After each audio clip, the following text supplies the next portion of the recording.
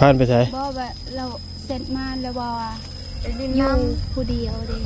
น้ำก็เลยมาเราเงาโดยเพราะว่ามื้อนี้เป็นมื้อวันอาทิตย์เด็กก็เลยแบบหมู่กะเพิ่นจักเพิ่นไปใส่หมดคือว่าหมู่เพิ่นหมู่ไปลิ้นมื้อแล้วบ่แต่ยังได้คอยอยู่เฮือนผู้เดียวแล้วบ่มีคนมาลิ้นน้ำแล้วก็จะถามเพิ่นมาลิ้นน้ำเขาบ่โดยทักทายสวัสดีสบายดีเด้อพ่อแม่พี่น้องซีเบิดสู่คนพี่น้องพบเจอกับลุงหนวดในคลิปนี้เนาะกาอยู่ทั้งบ้าน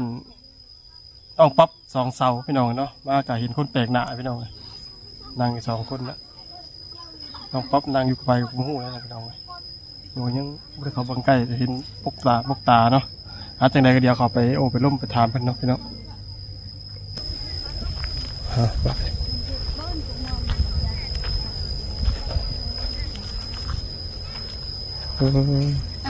สบายดีเด้อโดยสบายดี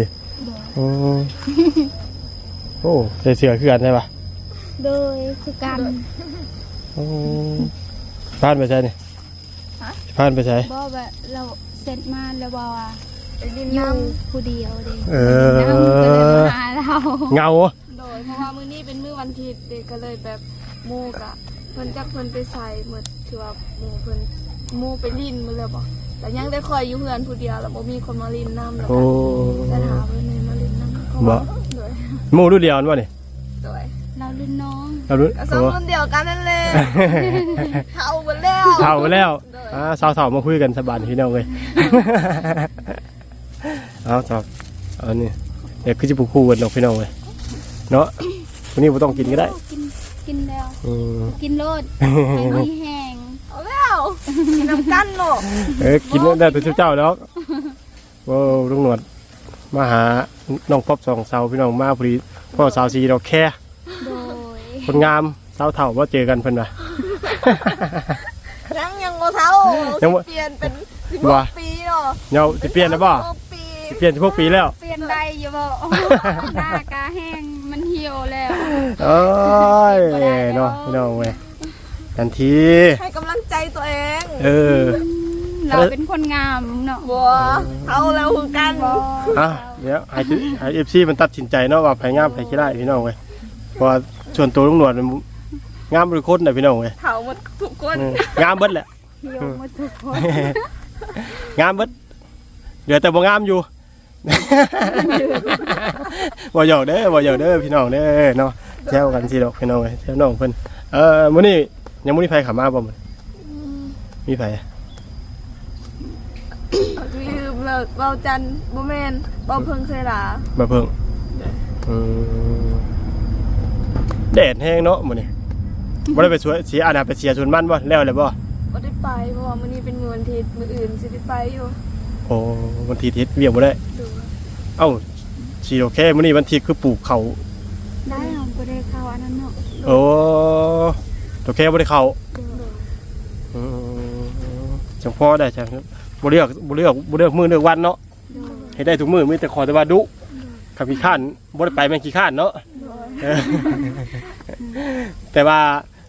น้องป๊อปนี่ครับถ้าเป็นฮอดวันอาทิตย์นี่ดุสำไรก็บ่ได้ไปเนาะบ่ได้ไปอยู่เพื่อนมันเป็นฮีทเนาะโดยอยู่เพื่อนวันอาทิตย์เนาะเวียกส่วนนี้เวียกก็บ่ได้ไปพี่น้องไปแบ่งขนมน้ำปลาอ่ะย้อนถึงคนปลาไอ้ปลาโอเคถ้าคุณบอกเป็นยังนอกบ้านพี่น้องวันดองฮะทำว่าดองบ้านสกีนี่อยู่บ้านเราไปบ่ไปมื้อใดได้แล้วอาทิตย์นึงโดยต้นเติมแล้วมื้ออันนั้นบ่มื้อที่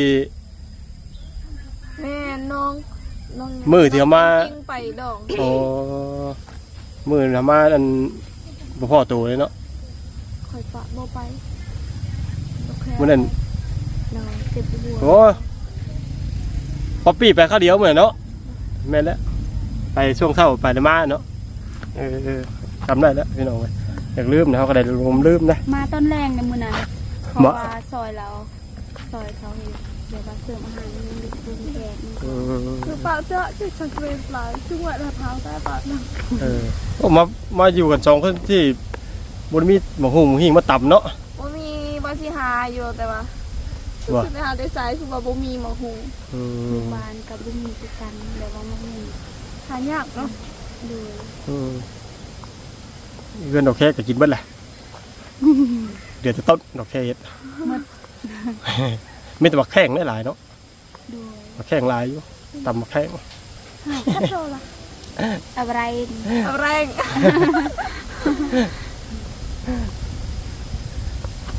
ถ่ายมูมาก่อน เฮ้ยถ่าไผบัดนี้ ถ่ายน้องเลี้ยง ถ่าโรงเรียนบ่ตอนนี้นะ โดยผู้วันน้องเลี้ยงไประบาดบอกได้ยินเพิ่นบอกว่าไปส่งสโลมเพิ่นบ่สบายบ่ ส่งสโลมให้ไผ ให้เพิ่นให้น้องเลี้ยงอะน้องเลี้ยงไปส่งสโลมให้โตเพิ่น น้องเลี้ยงคือ2คนอยู่บ้านเราผู้หนึงแล้วอยู่บ้านน้องผู้หนึงนี่คือคนอยู่บ้านเรา โรงเรียนไปส่งสโลมให้น้องเลี้ยง น้องเลี้ยงไปส่งสโลม เฮ้ย สโลม ส่งหรือใส่เอาถาม ใส่ ใส่ ใส่สโลม โอ้ยเออ ส่งสโลม คือสรุปแล้วก็คือ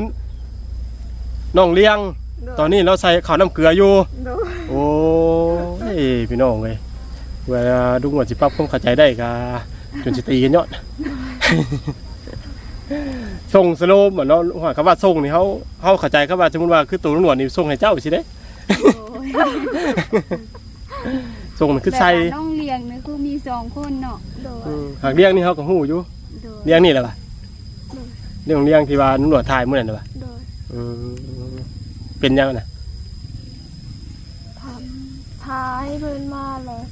ให้เพิ่นซื้อข้าวปุ้นมันมีกินปุ้นกันเนี่ย บ่เราเป็นยังแซงข้าวน้ำเกลือ เขาบอกว่ารู้สึกว่าเมื่อยแล้วก็ไปส่งกับพวกคือกันเราได้ดิ้นนำกันแต่ว่าแสนหากัน บ่ โดย ใส่หน้ากันเด้ โดยเพราะว่าบ่ค่อยได้ไปดิ้นนำกันเพราะว่าต่างคนต่างไปเหตุเรียกคือการ อยากมีคนดุเนาะ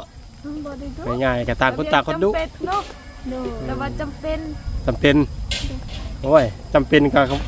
ของคนที่ข้านบ่ได้เฮ็ดได้ ข้างก็บ่ได้เฮ็ดก็บ่ได้กินข้าว แม่นบ่เนี่ยทางนี้ได้กินได้ทางนี้แล้วแหละ กินปีนี้ปีหน้าก็คือว่า อืม เฮ็ดแนวใต้เห็นบ่ได้เฮ็ดเนาะ โดย โอเคแล้วสบายแล้วเพิ่น บ้านยังแต่คือเนี้ย เดี๋ยวจะฉีดยา ก็คือเก่าเนาะเดี๋ยวหญ้าก็ออกมาอีก แล้วสิก็ต้องออกมา ก็มานั่งคุยกันพี่น้องกันกินข้าวเที่ยงกับยานะมัน ยัง ยังบ่ได้กิน โดย บ่มีได้กินนะดีว่าบ่อยาก มีแนวกินแล้วก็ยังบ่อยากมันนี่เพราะว่าบ่มีแนวกิน ซื้อไปแล้ว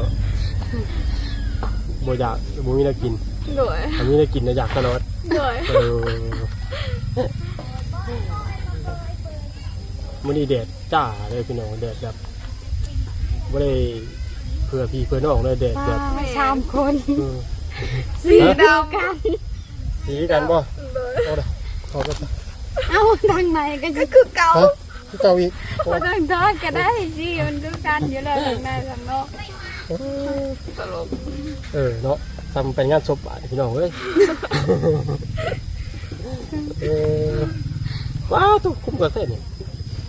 อยากด ยันด ำโดย ำ นี่บ่อยากใส่จนอาจจะดำเด้อ อ่า แต่ประเทศลาวเขานี่ดำอยู่แล้วบ่อันขยันใส่แล้วบ่ดำแน่นอนถึงสิไปเฮ็ดเวียกกะยา พยายามใส่แต่ว่ามันดำ บ่ด แล้วหากระทอดแต่ว่ามันดำคือเก่า ำใส่ตลอดบ่แม่นใส่แต่น้อยเดียวใส่แต่เป็นเวลาบ่ได้ใส่คุมื้อ เงินบ่ เวลาใส่นี่ก็คือเวลาไปเฮ็ดเปียกแต่ว่าเรื่องสิบ่ก็ใส่บันได เฮ้ยเวียกเราใส่เสียขันย่าพอดีแล้วเราถอดเสียขันสันใส่รถ เขาบ่ได้ใส่ บ่ แบบเขาไปตามแดดนี่ไหมรถ เหล่เขาเลยเนาะเหล่เดี๋ยวฮ้อนเด็ด จังได๋สิบ่มีคนเอาได้แห่งเข้าแล้วนี่ อันนี้ก็เท่าแล้ว เอาได้ติ โดย อยากได้อีกบ่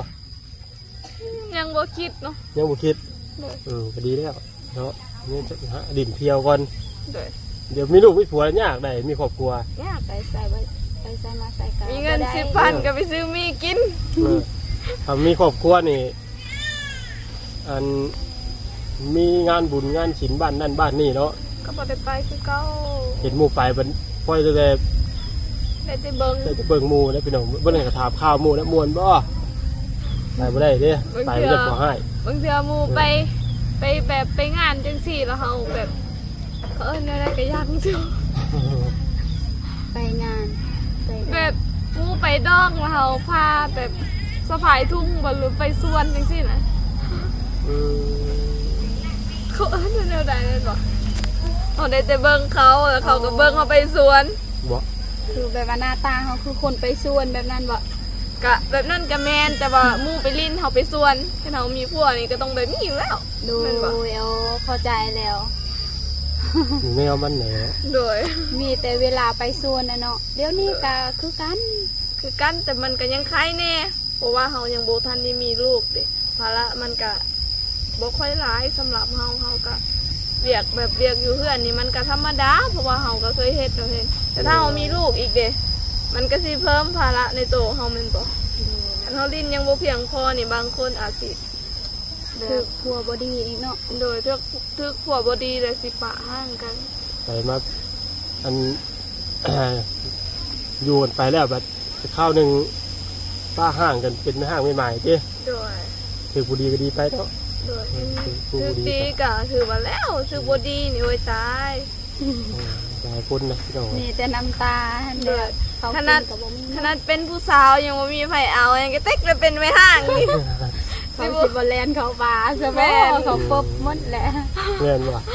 โดย โอ้ชั่วโมงนี้ไม่ห่างมหาเสน่ห์ได้ อันนั้นก็เป็นไม่ห่างเขาหรอก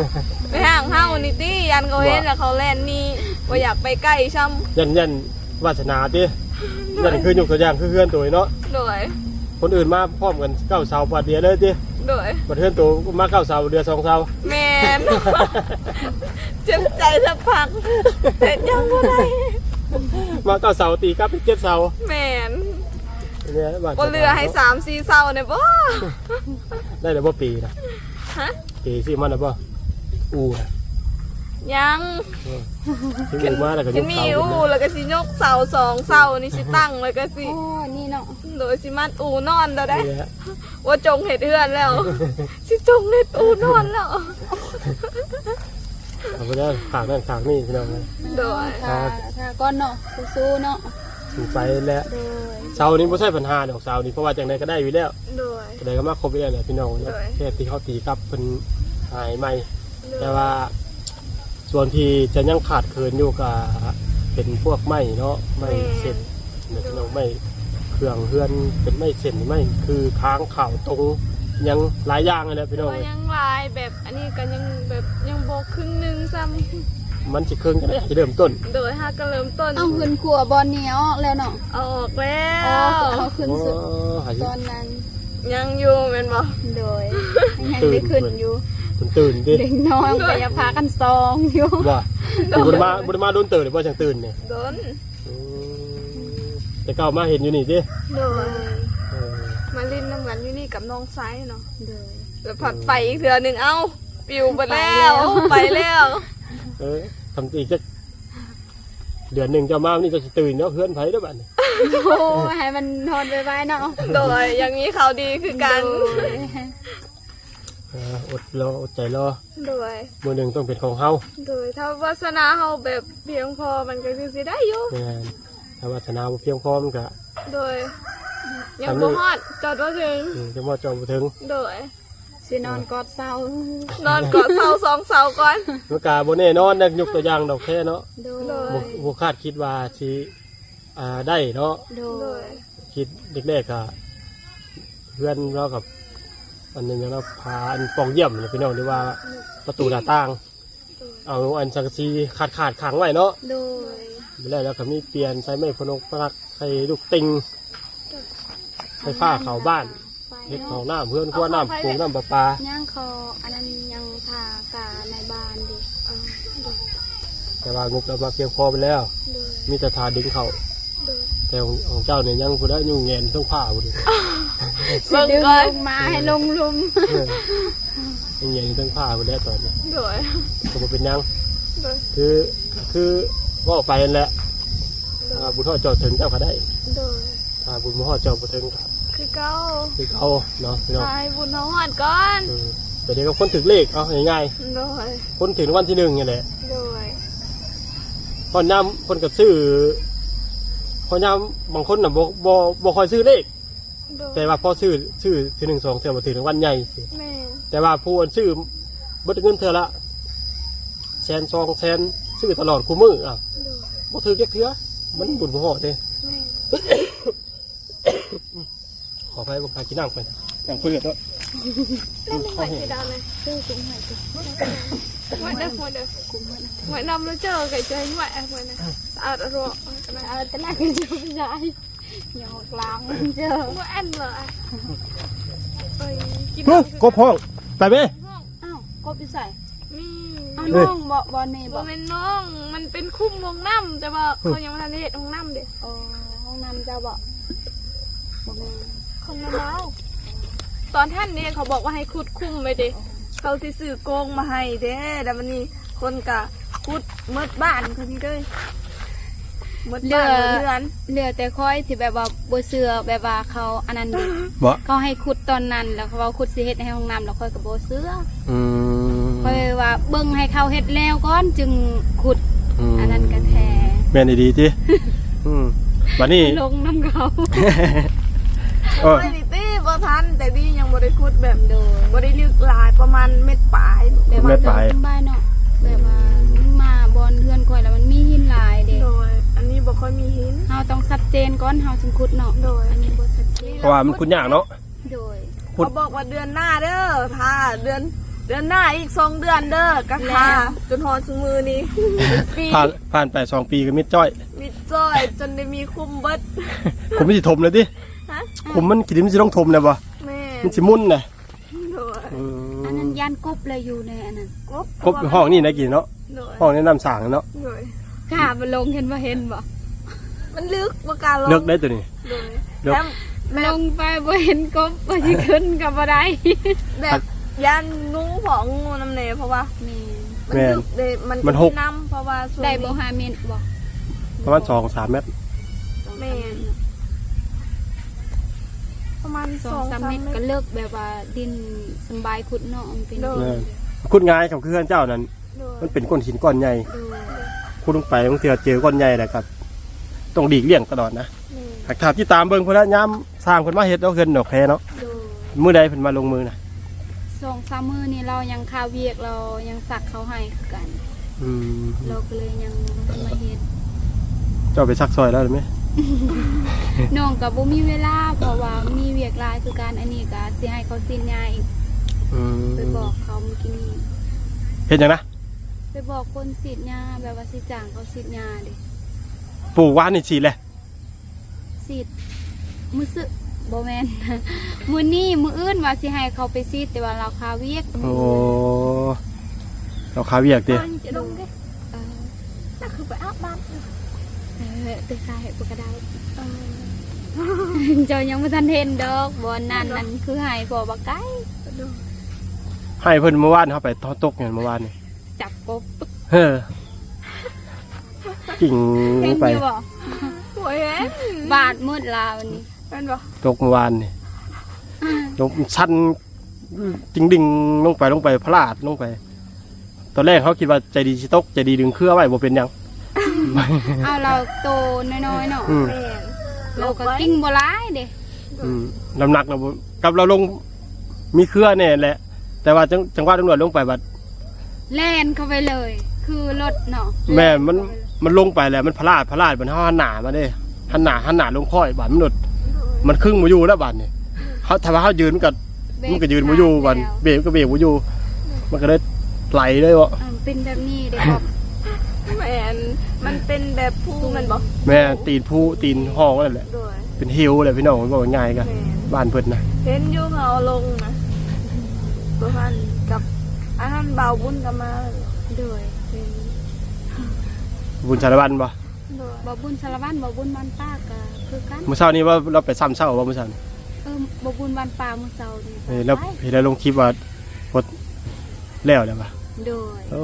ไว้ดีนี่ก่อนคือว่าถ้าคน 7-8 คนเนาะ ดู เมื่อกี้เขาเข้าใจว่าซักแล้วป้อนไปซักแล้วป้อนไป ที่นั่นละมีแบบโตแบบมาเขี่ยกินเนาะ เฮ้อ เดี๋ยวว่าใส่อันนั้นยาที่เขาฉีดยุงสเปรย์เขาฉีดยุงแล้วเขาฉีดมดนี่ มันก็ ใส่เขา โอ้ เล่นกันฝนตกล่ะ เอาก่อนสิไปก่อน ใครแน่ฝนบ่ตกไอ้ที่แบบมีตัวยังแบบมาเขี่ยกินจังซี่นะ หนูป่ะ หนูก็แม่นแล้วก็เป็นโตแบบ กระป้อม กระปอมก็กิน กระปอมกินข้าวป่ะจ้ะ เอ้ากินมันเคี้ยออกมันบ่ได้กินแล้วมันก็เคี้ย เคลียออกแต่คุม มันก็ตายเห็นบ่เพราะว่า เอาเลย แห้ง เขากับหูเลยว่ากระปอมกินข้าว มัน บ้อง เคี้ย ไม่ได้กินมันเคลียแต่คุมเลยมัน บ่ ออกปะอยู่เนาะ มันเคี้ยเบิด เอาแหละมันซึ่งเรื่องแท้กระปอมตัวนี้ เนาะเขากับบริหูเลย แม่น แล้วก็นกก็มา อืม พอดีเบิดบ่ทันเข้าบ่ทันได้ออกซ้ำกระปอมเคี้ยเบิดแล้วคันเฮาแบบบ่ได้สักจังซี่เนาะ คือว่าซักเลิกอยู่เหมือนที่เราซักกันเนาะ ก็บ่ได้เลิกเนาะประมาณแบบซ้ำนี่บ่ได้บ่ แม่นโตที่แบบว่า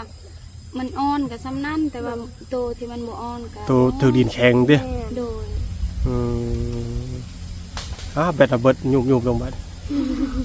ไม่เบิดป้าเลยพี่น้องเลย เลย เอ้ยเนาะเอาแบตเบิดเลยพี่น้องมีแต่ว่าเขาสิขอจบคลิปดำลาทั้งปลาลูกอิฟซีไม่ใช่เหรอเด้อ สบายดี สบายดีเด้อ โอ้ยอาจจะดีแห้งประจูทุกคนของแบตทั้งหนวดเบิดป้าพี่น้องเลยโอ้ยเนาะสองเสาก็ต้องคุยกันม่วนพี่น้องเลยมาให้กำลังใจกันเนาะ